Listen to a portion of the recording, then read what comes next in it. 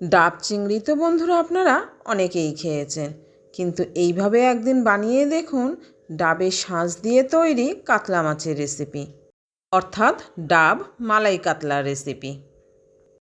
তো বন্ধুরা, আমি সোমা হ্যাপি ফ্যামিলির পক্ষ থেকে আপনাদের সকলকে স্বাগত।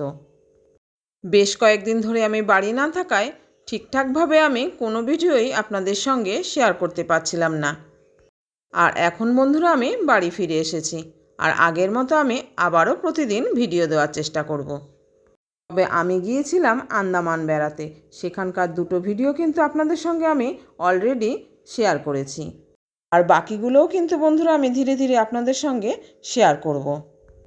তবে মাঝে মাঝে কিন্তু আমি এইরকম রান্নার ভিডিও আপনাদের সঙ্গে শেয়ার করব। আর এই দেখুন বন্ধুরা, ডাব মালাই কাতলা রেসিপি তৈরি করার জন্য আমি নিয়ে নিয়েছি একটা ডাব। তবে ডাবের জলের আমাদের প্রয়োজন নেই, আমার দরকার ডাবের ভিতরের নরম শাঁসটাকে। আর আমি এখানে একটা ছুরি নিয়ে নিয়েছি, এখন এটাকে ছিদ্র করে আমি জলটাকে বার করে নেব। আর শুরুতে যে সকল বন্ধুরা একটা লাইক দিতে ভুলে গেছেন, অবশ্যই মনে করে একটা লাইক দিয়ে কিন্তু বন্ধুরা ভিডিওটা কন্টিনিউ করবেন। আর এই দেখুন বন্ধুরা, ছুরিটার সাহায্যে কিন্তু আমি ডাবের উপরে ছিদ্র করে নিয়েছি। এখন এই জলটাকে আমি একটা পাত্রে ঢেলে নেব।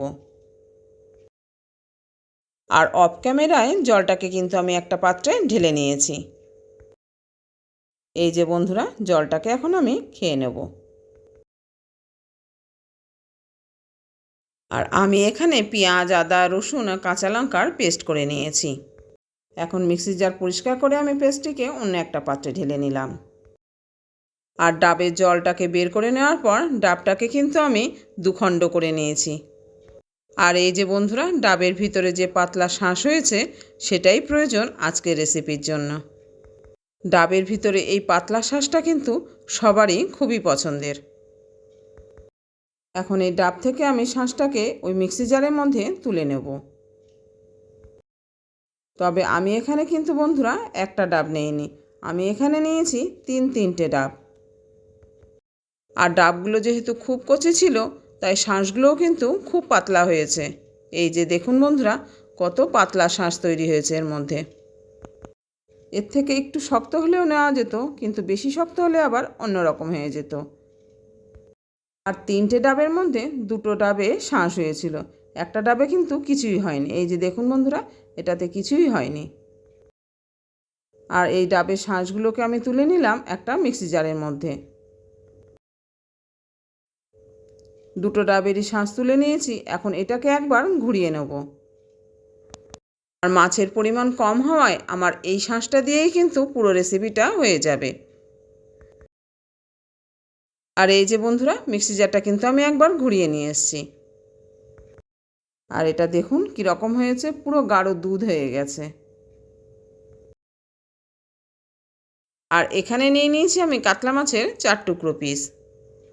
আর এই রেসিপিটা কিন্তু বন্ধুরা কাতলা মাছের পেটের পিস হলে খুব ভালো হবে খেতে। এখন আমি এই মাছের পিসগুলোর মধ্যে দিয়ে দিলাম পরিমাণ মতো লবণ ও হলুদ।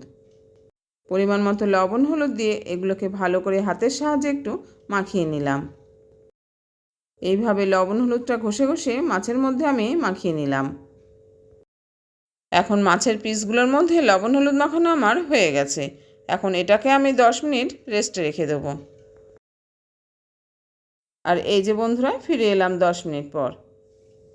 10 মিনিট পর আমি গ্যাস ওভেনটাকে অন করে দিলাম। এখন কড়াইটাকে খুব ভালো করে গরম করে নেব। কড়াইটা এখন আমার খুব ভালোভাবে গরম হয়ে গেছে। এখন আমি এর মধ্যে দিয়ে দিলাম পরিমাণ মতো সর্ষের তেল।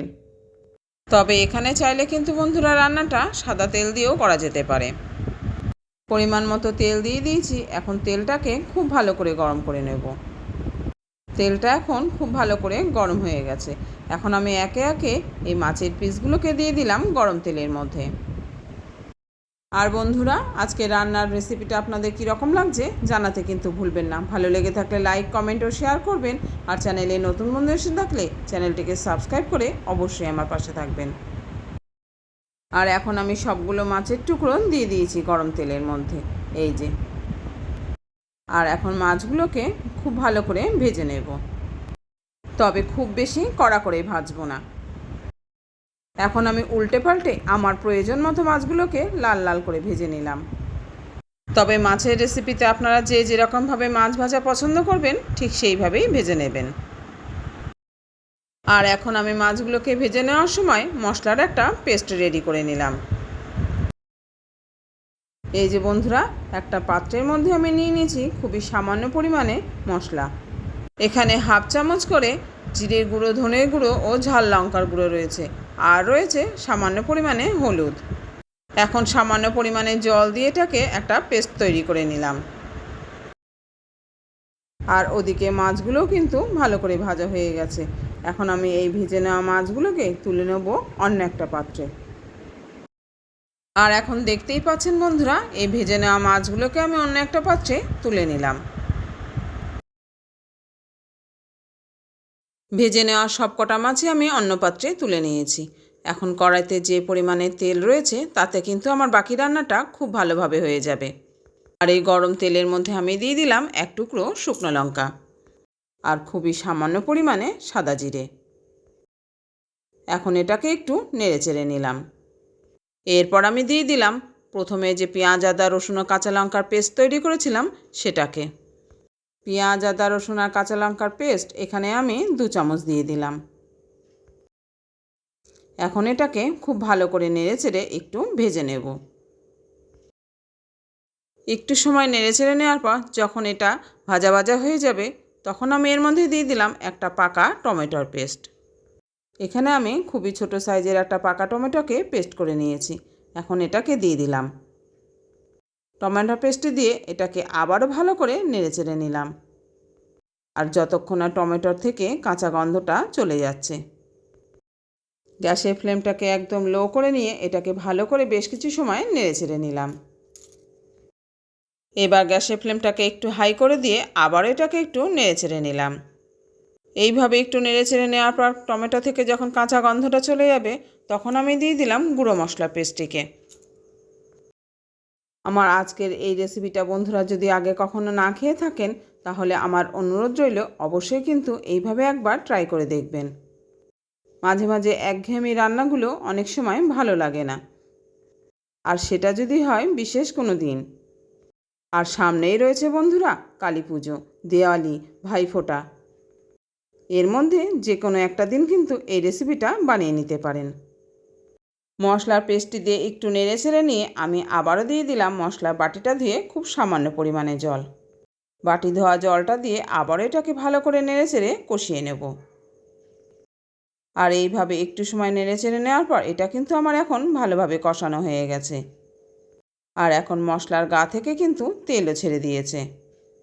আর আমি যেহেতু প্রতিদিন খুবই সামান্য পরিমাণে তেল দিয়ে রান্না করে থাকি তাই এই রকম মশলা কষানোর সময় তেল ছেড়ে দিলে কিন্তু সেটা বোঝা যায় না। এবার আমি এর মধ্যে দিয়ে দিলাম সামান্য পরিমাণে জল। ঠিক যে পরিমাণে আমি গ্রেভি রাখবো সেইভাবেই আমি জল দিয়ে দিলাম। পরিমাণ মতো জল দিয়ে দেওয়ার পর আমি ভেজে রাখা মাছগুলোকেও দিয়ে দিলাম। এই যে বন্ধুরা, ভেজে রাখা সবগুলো মাছই আমি দিয়ে দিলাম ঝোলের মধ্যে।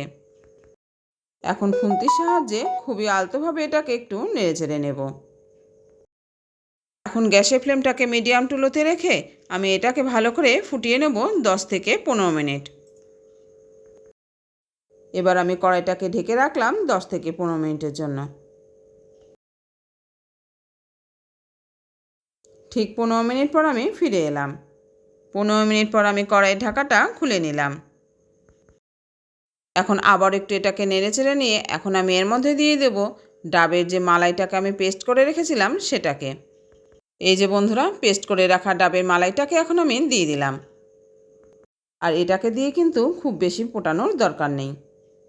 মালাইটা দেওয়ার পর আমি এটাকে আরও 5 মিনিট ফুটিয়ে নেব। এবার এটাকে আবার একটু ভালো করে নেড়েচেড়ে মিশিয়ে নিয়ে আমি এর মধ্যে দিয়ে দেবো পরিমাণ মতো লবণ। আর লবণ কিন্তু আমি এখনও পর্যন্ত দেইনি। এখন আমি দিয়ে দিলাম পরিমাণ মতো লবণ। আর মিক্সি জারটা ধুয়ে খুবই সামান্য পরিমাণে জলও দিয়ে দিলাম। আর সামান্য পরিমাণে জল দেওয়ার পর এটাকে আবারও একটু নেড়েচেড়ে নিয়ে এখন আমি কড়াইটাকে ঢেকে আরও 5 মিনিট ফুটিয়ে নেব। এবার কড়াইটাকে আমি 5 মিনিটের জন্য ঢেকে দিলাম। আর গ্যাসের ফ্লেমটাকে আমি হাই করে দিলাম। এখন হাই ফ্লেমে 4 থেকে 5 মিনিট এটাকে ভালো করে ফুটিয়ে নেব। 5 মিনিট হয়ে গেছে। এখন আমি কড়াই ঢাকাটাকে খুলে নিলাম। এখন রান্নাটা কিন্তু আমাদের হয়ে গেছে। এবার এটাকে আমি একটা সার্ভিং বলে নামিয়ে নেব। তাহলে বন্ধুরা, আজকে ডাব কাতলার নতুন রেসিপিটা আপনাদের কীরকম লাগলো জানাতে কিন্তু ভুলবেন না। ভালো লেগে থাকলে লাইক, কমেন্ট ও শেয়ার করবেন। আর চ্যানেলে নতুন বন্ধু এসে থাকলে চ্যানেলটিকে সাবস্ক্রাইব করে আমার পাশে থাকবেন। আজ তবে এই পর্যন্ত বন্ধুরা, ফিরে আসছি পরের ভিডিওতে। ভালো থাকবেন, সুস্থ থাকবেন আর এইভাবে আমার সঙ্গে থাকবেন।